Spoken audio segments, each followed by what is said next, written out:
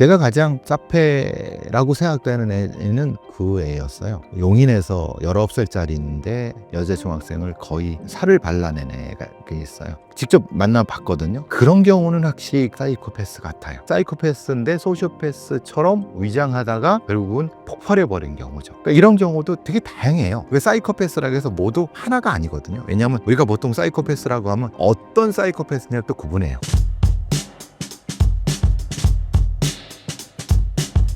소시오패스란 무엇이고 사이코패스와 다른 점은 무엇인가요? 명확히 구분하는 것은 물론 이제 이게 역사적으로 조금 혼동이 됐던 때가 있었습니다. 어느 뭐냐면 다시 말씀드리면 정신과 의사들과 범죄를 다루는 사람들 사이에서 서로 간에 이제 개념 소통에 있어서 문제가 있어 갖고 어떨 때는 사이코패스가 어떤 소시오패스라는 게 서로 개념적으로 서로 혼란됐을 때가 있었거든요. 그래서 책을 봐도 조금 헷갈리는 분이 있어요. 근데 명확히 구분할 건 이겁니다. 사이코패스는 무감자, 그러니까 냉담자 이렇게 생각하시면 되고, 소시오패스는 감정 이용자, 그리고 사람의 그 감정을 목적에 따라서 자유자재로 이용할 수 있는 이용자, 이게 사기꾼이라고 생각하시면 돼요. 아주 조직적인 사기꾼이라고 생각하시면 크게 다르지 않습니다. 그런데 두 가지 모두 흔히 말하는 반사회적 인격장애가 맞습니다. 그럼 반사회 인격장애가 선천적인, 후천적인 이런 문제가 되는 거잖아요. 그러면 이제 보통 학문적으로는 뭐 이렇게 얘기해요. 262라고 얘기합니다. 262라고 하는 것은 선천적인 게 2고 후천적인 게 6이고 2는 모른다. 왜냐하면 여러 가지 영역이 있다 이렇게 생각하는데, 그래서 이제 선천적인 거 2가 사페, 6이 소페, 후천적인 것이 훨씬 더 강한 것이 소페고, 그리고 이 사페는 선천적인 쪽에 좀 가까운데, 이거 막 우리가 잘 이게 헷갈리는 것은 이게 사람이 뚝 떨어지는 게 아니라 태어나서 여러 사회적 관계 속에 있잖아요. 그러니까 이게 어디가 선천적이고 어디가 후천적인지가 막 헷갈리는 거예요. 그래서 이제 혼동이 되지만 크게 나눠서는 후천적인 부분이 소패고 선천적인 부분이 사패고, 그리고 앞서 말씀드린 것처럼 뇌의 어느 영역에서 감정에서 냉담 반응이 안 하는 부분은 그게 바로 이제 흔히 말하는 사패에 관련된 부분 이렇게 얘기를 하는 거죠. 좋은 사람이라고 착각하기 쉽지만 피해야 하는 사람의 특징이 있을까요? 그러니까 말하자면 이런 거죠. 감정이 균일하고 사람 대하는 게 다 유사한 게 아니라 사람마다 다르고, 말하자면 얼굴이 몇 개인, 몇 개의 가면을 쓴 이런 사람들은 사실 조심해야죠. 당연하게도. 그러니까 소시오패스가 가면을 여러 가지를 쓸 수 있죠. 그렇게 해서 사람을 속이죠. 근데 사람을 속이는 것이 꼭 범죄적인 거냐? 생각해 보시면은 M&A 하는 어떤 사람들은 당연히 상대방과 블러핑이라 이런 걸 통해서 자기의 경제 이득을 극대화시키는 거죠. 사실 자본주의 시스템에서 그런 것을 많이 하는 사람들이 소패일 가능성이 훨씬 높습니다. 그죠? 근데 그게 소패라고 해서 그게 꼭 잘못된 거냐? 꼭 그렇지 않잖아요. 뭐 그런 사람들이 한둘입니까? 그러니까 무엇인가 다른 사람을 속이면서 이득을 취하는 것이 어떻게 보면은 자본주의라든가 아니면 여러 가지 복잡한 사회의 특성이라고 하면은, 그거를 법을 어기지 않는 선에서 개인에 대한 감정을 크게 바치지 않는 선에서 하는 거는 그건 경제 영역이고 또는 사회적인 영역이고, 다만 그 감정을 이용해서 다른 방식으로 착취를 하는 이런 거는 범죄 영역에 들어가죠. 그래서 그것을 구분하기 어렵고 그걸 교묘하게 피하는 게 소시오패스들입니다. 좀 이상해 보이는데 성공 가도를 달려 잘 나간단 말이에요. 사실 그러면 그냥 잘 나가십시오라고 하면 됩니다. 알아서. 다만 그러다가 크게 걸리지 말고 그건 본인이 알아서 하는 거죠. 거기서 뭐 주가 조작을 했던 뭐 사기를 치다가 했던 그건 알아서 하는 거죠. 그거는 법이 알아서 책임져 주는 거고, 내 개인적으로는 그런 부분에서 감정의 어떤 기복이 되는 것들이 너무 심하거나 눈에 띄게 나를 속이거나 아니면 내가 나한테 큰 피해를 주면 그럼 당연히 피하죠. 미디어에서 보여주는 범죄와 직접 보셨던 범죄의 차이점은 무엇이고 가장 충격적이었던 경험은 무엇인가요? 잔혹범죄자들은 상당히 사이코패스나 소시오패스일 가능성이 높죠. 이미 잔혹범죄자로 밝혀진, 그런데 이제 그런 경우들이 있잖아요. 이은혜라든가 아니면 이런 약간 어설픈 사기꾼들.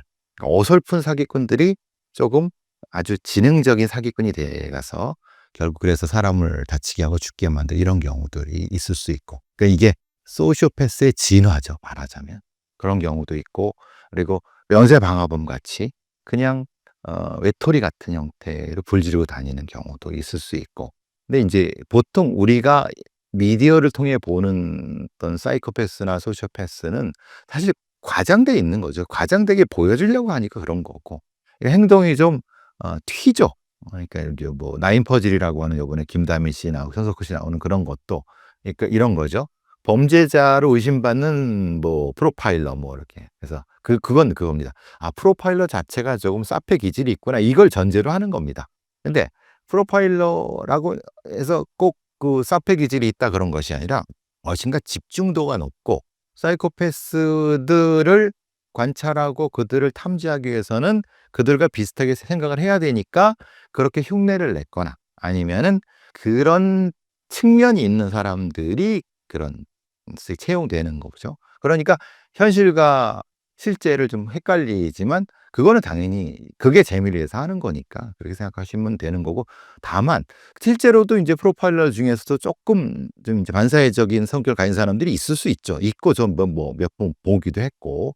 근데 그렇게까지 눈에 띄지는 않습니다, 사실은. 그렇게 눈에 띄었으면 애초에 거기까지도 오지도 못했고 그런 거고. 정유정 같은 경우나 이게 잔혹살인범과 또 사페를 헷갈리면 또 안 되는 것은 일종의 감각적으로 훈련받은 아니면 훈련된, 그러니까 사페는 아닌데 오히려 소시오패스에 가까운데 이게 반복적인 훈련에 의해서 반복적인 강화에 의해서 그런 잔혹살인범이 된 경우는 분명히 존재를 하고, 다만 아주 지능적인 사기꾼 같은 경우는 소시오패스 가능성이 훨씬 높고요. 문제는 인제 사이코패스 문제거든요.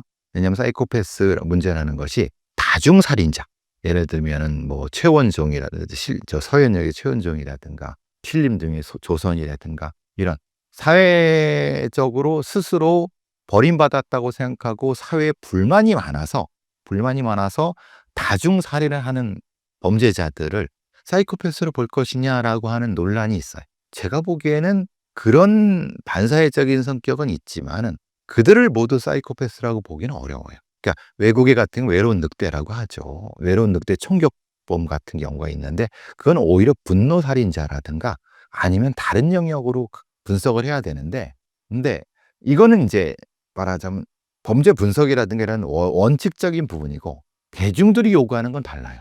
왜냐? 대중들은 저런 범죄자가 나와 다를 거를 바라는 거예요. 사페이길 바라는 거예요. 왜냐? 나랑 비슷한 사람이 경제적으로 아니면 다른 어떤 이유 때문에 나락에 빠지거나 뭐 해 갖고 범죄자가 된다는 건 본인한테 두렵잖아요. 그러니까 "사페죠? 사페가 맞죠?"라고 묻는 겁니다. 그러니까 사회적인 요구죠, 그거는. 그거를 사실 전문가 집단에서 정확히 구분을 해 줘야죠. 사페는 아닌데 그렇다고 해서 일반 사람이 그렇게까지 가기에는 다양한 굉장히 많은 우여곡절이 있습니다. 그러니까 보통의 경우는 그렇게 가지 않습니다. 이렇게 얘기를 해 줘야 맞는데 이거를 짧은 안에 흔히 말하는 보도 안에 못 녹이잖아요. 그러니까 결국은 사페 아니냐 사페냐의 논쟁으로 갈 수밖에 없는, 그게 좀 안타까운 부분이 있고요. 주로 인제 부모를 죽이거나 그런 사건이 있었지 않습니까? 자기 부모, 부인, 자식까지 다 죽이면서 자기는 못 죽는 동반 자살을 가장한 범죄자. 그럼 그 사페가 맞습니까? 글쎄요. 그 사페라고 하면은 그렇게까지 왔을까요? 예전역에 사실은 다른 방식으로 뭔가를 했겠지. 그러니까 그럼 그게 뭘까요? 아마도 의존형 장애가 강한, 가족한테 너무 의존이 강하고 그러기 때문에 그것을 못 견뎌 하는 어떤 과시형 범죄자가 아닐까. 그러니까 그렇게 구분을 해야 되거든요. 근데 그걸 다 설명하기 어려우니까 사페냐 사페냐 또 하는 거. 그런 사건들부터 시작해서 특히 잔혹 살인 범죄자에 대한 많은 분들이 저기 궁금해하시는 거예요, 사페 여부에 대해서. 근데 그중에는 분명히 사페가 있어요. 근데 그 사페 여부를 짧은 시간에 밝혀내기 쉽지 않습니다. 왜냐하면 면담도 해야죠. 기록도 봐야죠. 과거 경력도 봐야 되니까 우리가 보통 한 범인을 사페 여부라든가 이런 걸 판단할 때 최소한 한 달은 걸립니다. 그냥 단순히 이걸 그 PCR 테스트를 해서 하기에 그거는 오류가 너무 많이 생길 수 있습니다. 근데 문제는 그렇게까지 시간을 안 줘요, 경찰 수사 시간은. 그러니까 사실은 시간에 쫓기는 경우도 있고 또 숙련도가 떨어지는 프로파일러가 그런 얘기를 하는 경우도 있어서 그게 제일 안타깝죠. 제가 가장 본 사페라고 생각되는 애는 그 애였어요. 용인에서 19살짜리인데 여자 중학생을 거의 살을 발라낸 애가 있어요. 직접 만나 봤거든요.